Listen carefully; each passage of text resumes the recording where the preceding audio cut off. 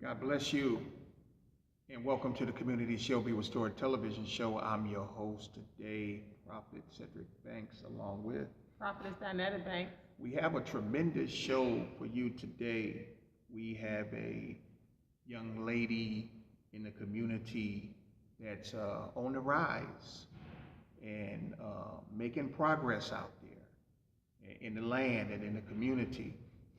And she's doing some great things, and she's here with us today on this TV set, and we are so happy to have her here today.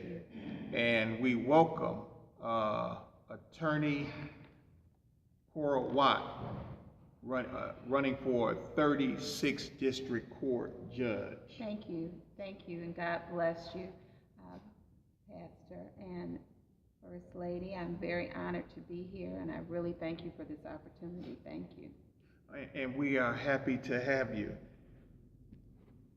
You are in the general election. Yes. 36th District Court. Yes, and there are three 36th District Court races, three separate races. Now, can you explain to the community these three different 36th District Court races? Can you explain to the community what they are? Yes. That way they'll have some clarity. Yes. There are three separate races, and by that there'll be three separate sections on the ballot where you can vote for 36 District Court judges. The first race that you will most likely see will be a race that will have a number of incumbent judges or seated judges in it. It will have a person that isn't running for judge, but whose name was left on the ballot. And who is that name? Are you allowed to say it? I'm allowed to say it. That name is Ruth Carter. So they shouldn't vote for Ruth Carter. They should not vote for Ruth Carter. But if they shouldn't vote for her, why is her name on the ballot then? You know? Well, I can only give you my personal opinion, but I believe that the name was left on the ballot because if the citizens of Detroit are tricked into voting for Ruth Carter, that will give another appointment for Governor Snyder, and it will basically kind of circumvent the democratic process because Detroiters should be voting for judges. So where Governor Snyder, if by Ruth Carter being on the ballot, right? So if these people happen to vote for Ruth Carter and Ruth Carter win, so you mean Judge Snyder can appoint?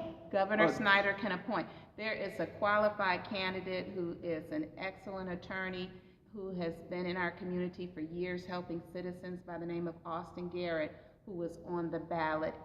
He's also on the ballot. And I would encourage the citizens of Detroit to vote for Austin Garrett because Ruth Carter has resigned and has clearly indicated that she is no longer interested in being a judge. And so rather than allow Governor Snyder to pick yet another of our judges, which he has done since 2012, because the citizens of Detroit have not elected a judge in the city of Detroit since 2012.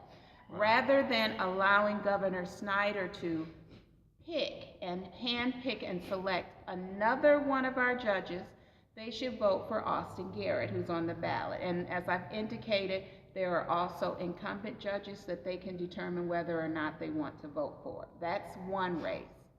And then there is another race that has 4 candidates in it. They're running for 2 open seats.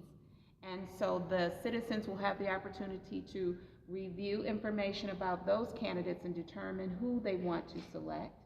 And then there is my race, the race that I'm in, which has 2 people, myself and a person that was appointed by Governor Snyder back in November or December of last year. So a Republican and a Democrat. Well, I'm not allowed to say that because it's a nonpartisan race. Okay. I'm not allowed to say that. I can say that I can tell you about myself, and I can tell you that I give honor to God for everything that has happened in my life, and it is through God's grace. It's through grace that I've been able to run this race, and I've been able to have the strength that it takes to run this race because I'm in a David and Goliath battle. Okay. I am an African American woman who has been engaged in this community my entire career. Okay. And I am running in a race with someone that has already been appointed by Governor Snyder. So that is a David and Goliath battle. Right, because right off the bat, the deck is stacked against you. Yes. The deck is stacked against you right off the bat. But through God, Right, through right, right. Christ, all things are possible. Sure. And the Lord will determine who the victor will be in this race. Sure. And I have faith, and I'm putting it in the hands of the Lord, and I'm out here working, and I think I can do this. Exactly. Now, when you talk about David and Goliath, David was the underdog. Yes. David was a little shepherd boy. Goliath stood over 9 feet tall. He was undefeated. Yes. But God gave David a strategy to take the giant Goliath down. Yes, he did. To take the giant Goliath's head off. That's right. And not only did David take the giant Goliath's head off, he walked around with the giant Goliath's head in his hand. Amen. So God will give you a strategy to defeat your opponent when the deck is stacked up against you. Yes, he will. See, God favors the underdog. Yes, he does. You see what I'm saying? Just like Gideon was the underdog, David was the underdog, Joseph was the underdog.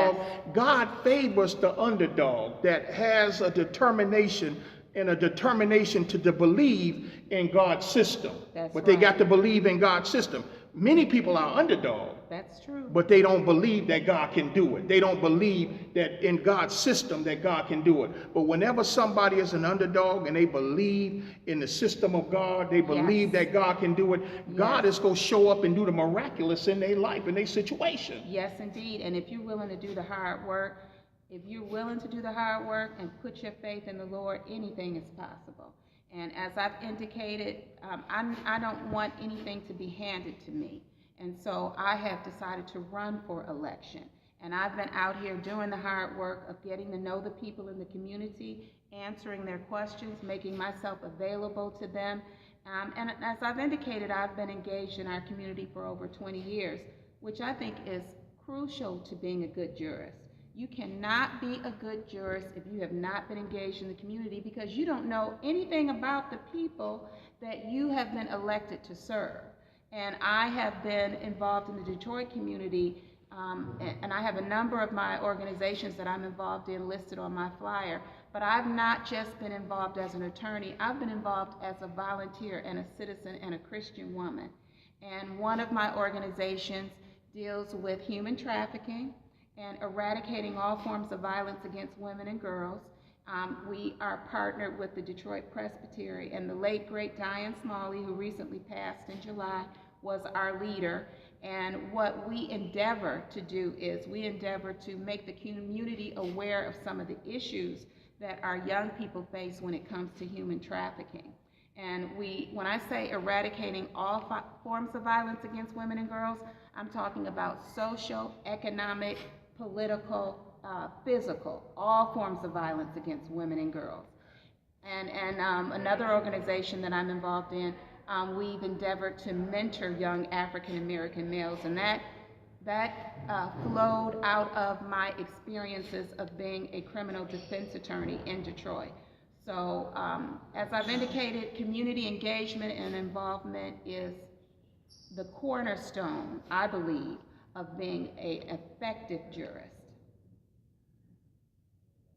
What do you bring to the bench, 36th District Court? What do you bring to the bench as a woman of God, as an attorney, experienced attorney for how many years? Over 20 years, and that's also very important because that's how you get to know people again. I've represented hundreds of citizens in the city of Detroit.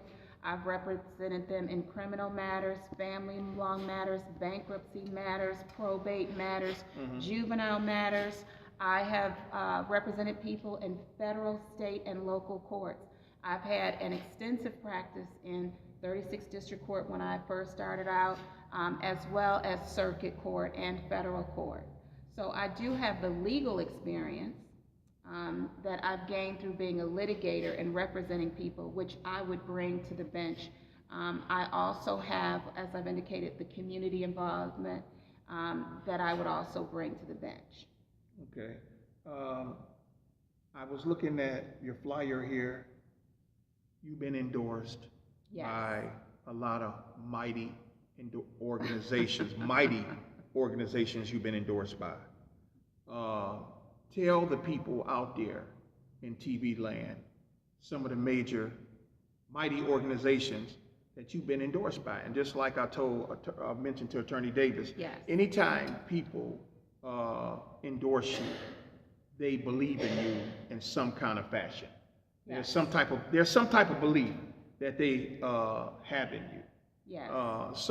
What is some of the organizations that have endorsed you? Well, there are two types of endorsements. There are endorsements where you're expected to give a contribution, Okay. but there are also endorsements where there is no contribution required. Oh, okay. And I have a number of endorsements where no contribution are required.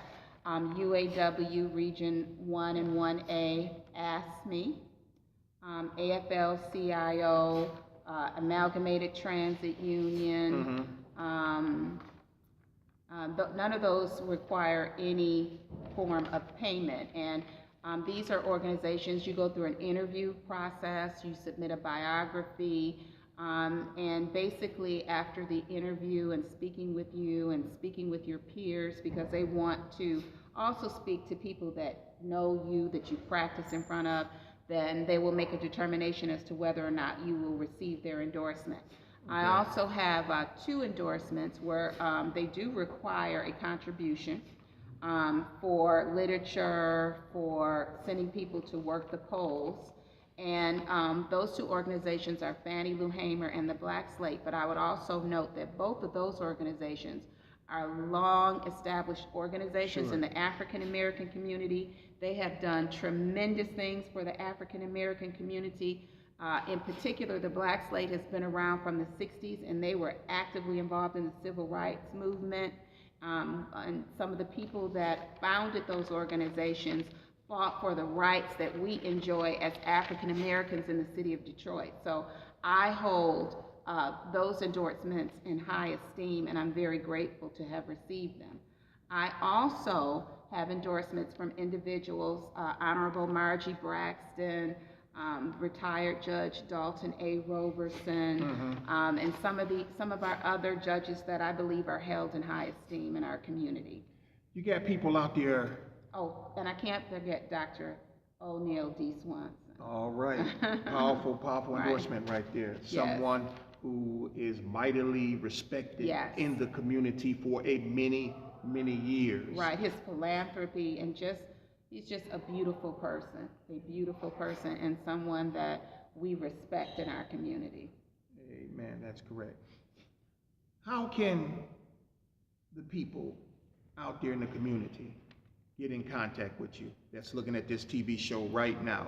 They may say, I like this lady, I like what she stands for, I might want to try to work on her campaign team. Oh. I might want to try to connect with her. I want to come to her meetings. Yes. How can the people out there in TV land connect with you? They can call my office. My telephone what's that number? Is area code 313-963-8464. And again, that's 313-963-8464.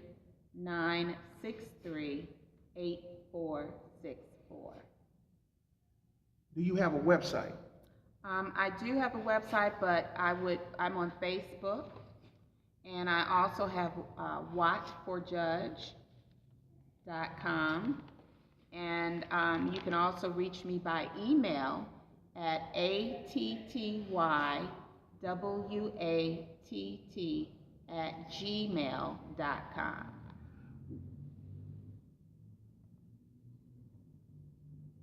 Going into 36th District Court as a judge. Yes. What are you bringing? What are you bringing as a judge? What are you bringing to the table that can help the people? Because you got a lot of people out there.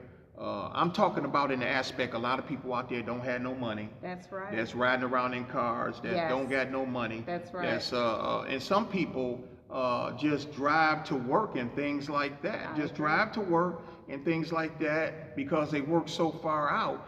and then when they get home, they park the car. Yes. But they don't have no money. Yes. But what are you bringing to the table as a judge, 36th District Court, to help the people? Well, I'm bringing... Instead of judges putting them in jail. Yes.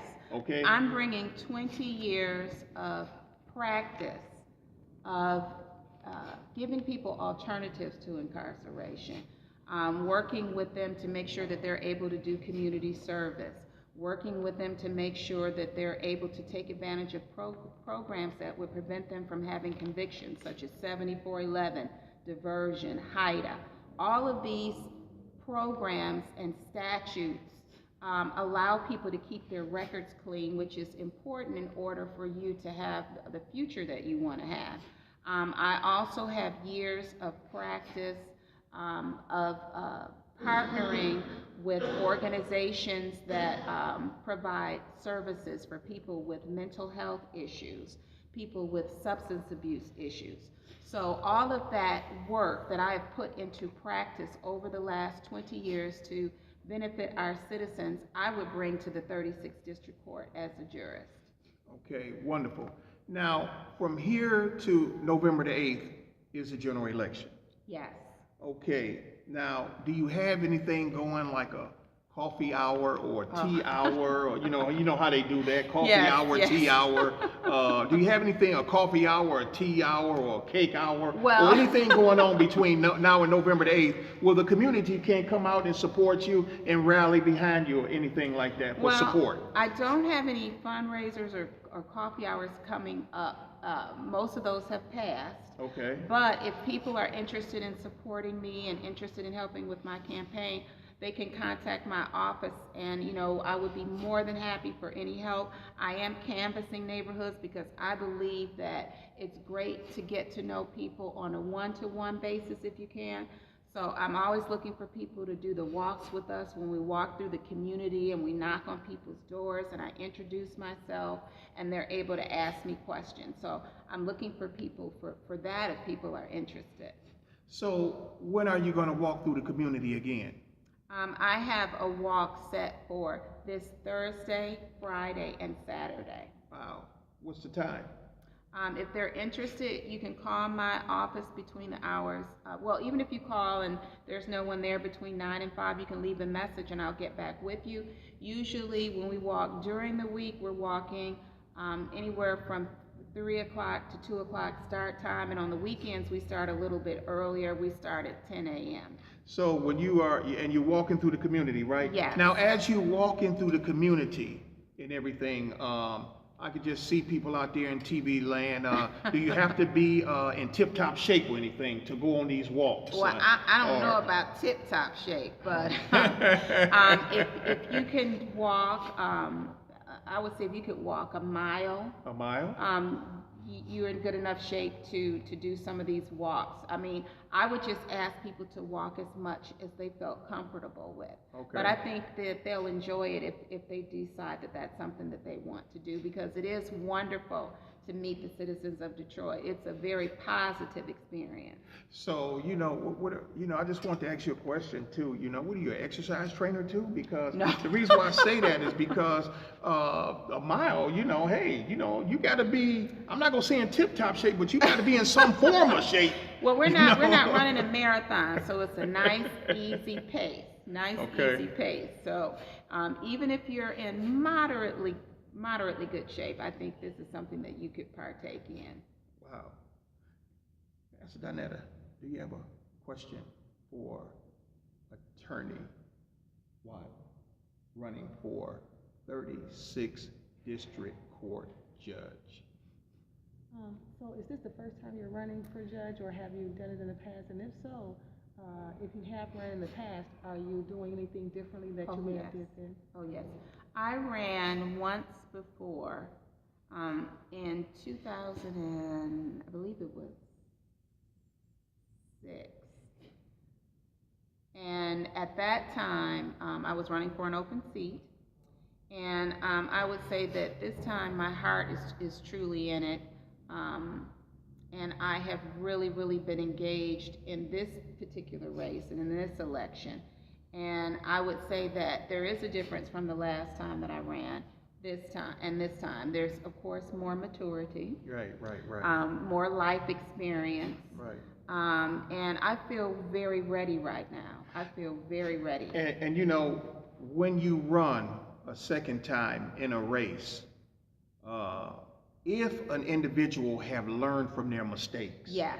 they're going to get better. I They're going to be agree. more mature. They're going to be agree. more wiser. Yes. They're going to be stronger. They're just going to be better. Yes. If they learned from their mistakes. I agree with They're that. going to mature because Yes. the first time that they ran, that's just a brand new experience.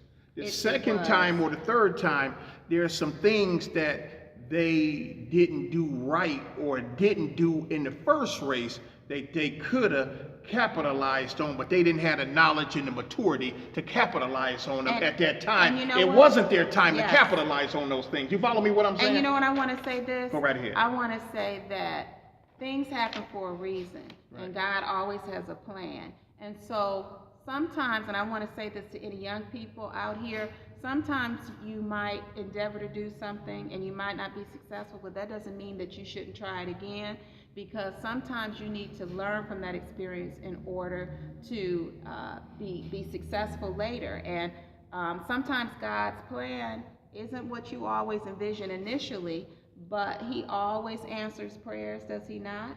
He always Sure. answers prayers, and so you should try again.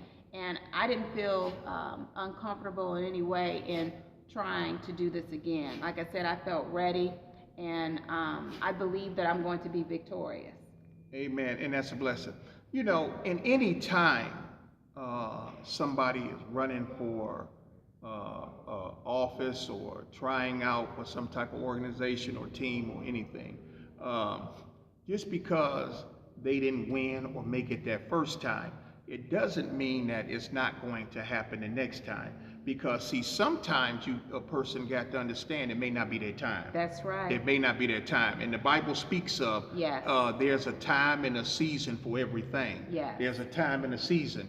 And you will know really when it's your time. You know, Yes. you would know when it's your time, because there's different things. Expectation to begin to rise up in you. New hope begin to rise up in you. New maturity begin to Yes. rise up in you. You could just begin to feel this thing now. You could begin to feel this thing Yes. like you haven't been able to feel it before. That's the right. first time or whatever. You can feel this thing on the inside of your spirit and in your womb. You can feel this thing, hey, that it's about to happen. This That's thing is right. about to happen That's now. right. I didn't feel this the last time when I was in this race. And Yes. I couldn't feel this stuff, but now I can feel it now. Yes. I know. You just go know. You just go know that something good is about to take place. Yes, yes, yes, Right. yes. Yeah. Amen. I have to say amen. to Amen. that.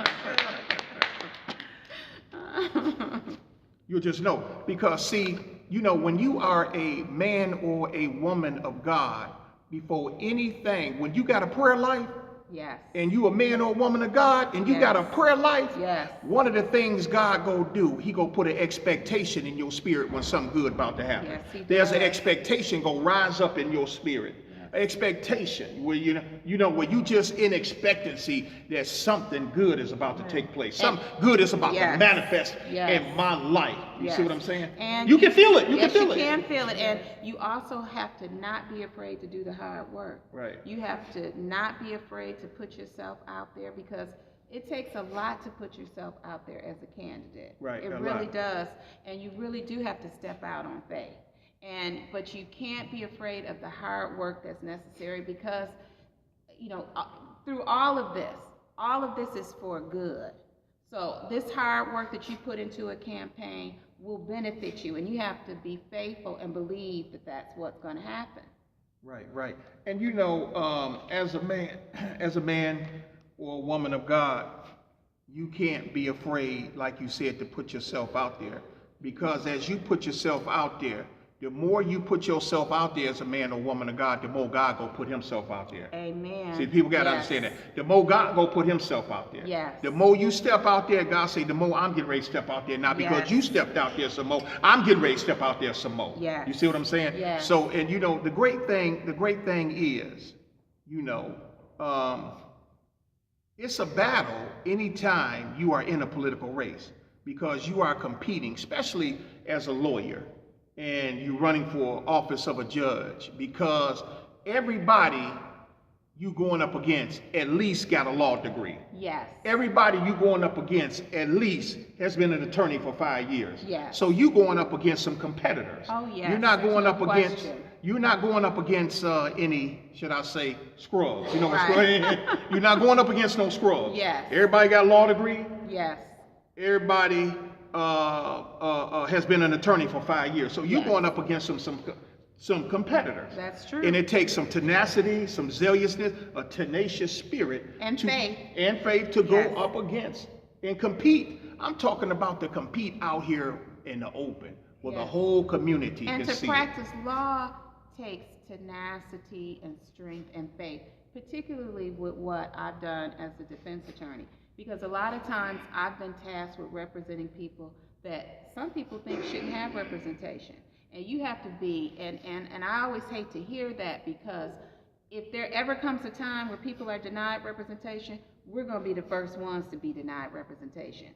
So I feel very strongly about everybody getting a fair shot, everybody having their day in court, and everybody having equal access to justice, particularly for our community. And so to do what we do as defense attorneys takes a lot of faith, strength, and tenacity also. I've found it that it's been a pleasure for me to do it. I feel very strongly about it, and I haven't just represented people that can afford attorneys. I've dedicated my career to representing people that cannot afford attorneys and trying to stem this flow of our young African American men that are going straight from high school to prison. That's been probably the real heartbreak of my career, having to see that and deal with that on a daily basis, you know, as a defense attorney, and trying to fight to try and give some of these young people a second chance. Attorney Watt, we got 2 minutes left here in this broadcast, this TV broadcast. And it's been a good one. Yes. Oh, thank you. I've enjoyed it. It's been a good one. It's been a good one. It's been a good one. Yes and yes and yes. It's been a good one. I want you to take these last 2 minutes. Look into that camera. Okay. Speak the things what the Lord has placed upon your heart, what the Holy Spirit Yes. has placed upon your heart. Yes. Look in that camera and speak those things to the community. A community that's watching, I want you to speak it in the next 2 minutes. Thank you. As a judge at 36th District Court, I plan on bringing strength, commitment, respect, and dignity to the people that I will serve, because I recognize that I am a public servant and that I am here to serve you. I will bring experience, knowledge, and compassion to the bench also. I'm hoping that you'll remember me November 8th, and my name is Coral Watt. I tell people, remember Watt like a light bulb, to try and help them remember and to have a light bulb moment, and vote for Coral Watt on November 8th. All right. You heard her, Cora Watt. She's running for 36th District Court Judge. General election, November the 8th. I've been your host, Prophet Cedric Banks, along with Prophetess Dinetta Banks. and along with Coral Watt, for 36th District Court Judge. we'll see you next Saturday right here at 8 p.m.